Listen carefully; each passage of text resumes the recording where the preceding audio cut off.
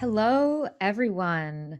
Welcome to Careers in Death Care, a day in the life of a green cemetery director with myself, Mandy Benwaleed, and John Christian Phifer. Talk to us about the difference between a conventional cemetery, a green cemetery, and a conservation cemetery, because they're all three different things, They're all right? three unique in their own way. So before making my leap of faith, and I might say leap of faith a few times. I always feel, wasn't there a movie Leap of Faith with Steve Martin? Yeah, so I'm Steve Martin making this leap of faith. So before that time, I was most recently managing a large funeral home, and we had a 150-acre cemetery on the property as well. And it was a conventional cemetery. We had probably 500,000 burials within those 150 acres, and it had been there for 225 years. So when we look at, let's start by saying, when we look at green and natural and conservation, green can just be simple elements such as, I want to use a coffin at my funeral that is made of locally sourced wood, or I'm going to use a register book that is made of recycled paper, or I'm going to cut down on X, Y, and Z that have a carbon footprint. Natural burial is, and that can be done in a conventional, that green burial can be done in a conventional setting, and it currently is around the country. Mm-hmm. Natural burial takes it a step further, where there is absolutely no chemicals, plastics, concretes, or metals used along with any embalming fluids in the burial practices. So that would become, that's common if you look back in history to how everybody in America and everyone around the world and throughout time were buried prior to the Civil War. So there are particular areas around the country that may be a natural burial ground that just focus on solely that.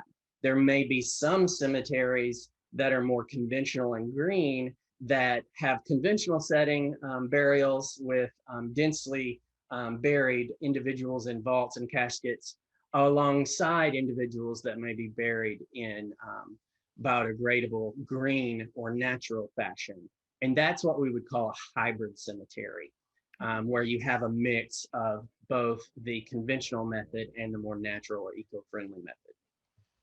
Conservation burial is actually what we call the gold standard, or the highest form of eco-friendly burial practice, which is pairing natural burial, where you don't use any concretes, plastics, metals, steel, chemicals, etc. Reduce your carbon footprint and pair that natural burial activity with conservation. And when I say with conservation, I mean a conservation easement generally held by a third-party conservation organization. For Larkspur, ours is the Nature Conservancy. The Nature Conservancy is very well known for their conservation efforts. They're very well respected in the conservation world, and they currently have 119 million acres conserved or protected in the world. And Larkspur is their first active natural burial ground that pairs that conservation element, creating a conservation burial ground. Congrats. That's Yeah, amazing. It's thank very you. impressive. And what's unique about a conservation burial ground is it creates a community green space Mm-hmm. that is protected. The ecology is managed. It's open daily for mindful recreation and hiking, nature study, and contemplation. We have as many people that visit the preserve that are there for nature study and hiking and exercise as we do that are there to visit someone that's buried. But something that really stuck out to me that I think is connected to this is that at Larkspur, you're only using maybe a third to a quarter of the land on actual burials. So, would you say that Larkspur and even the goal of conservation burial sites is to preserve the land first and then create, a beautiful resting place second? Yes, to us, the land is equally as important as the family and the people that are buried, the families that come there and the people that are buried there. Right. So by conserving land and using natural burial as a tool, our graves are never reused. When we invite families into the preserve, it's really a different experience from that of a conventional setting. Um, One of the things that we do, and one of the ways that we manage how we use the land, because conservation is so important, and like you were saying, in the conventional setting, there are so many people buried there, and our focus is more in balance so that we can Mhm. be together, people and nature, because we are actually one.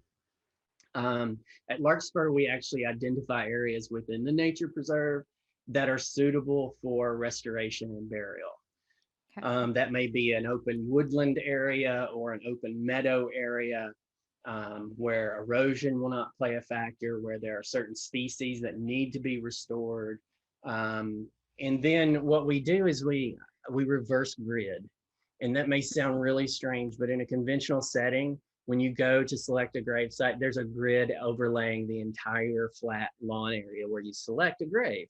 And Mhm. it's kind of like a piece of graph paper. They just cross a box or write your name in it and it's reserved.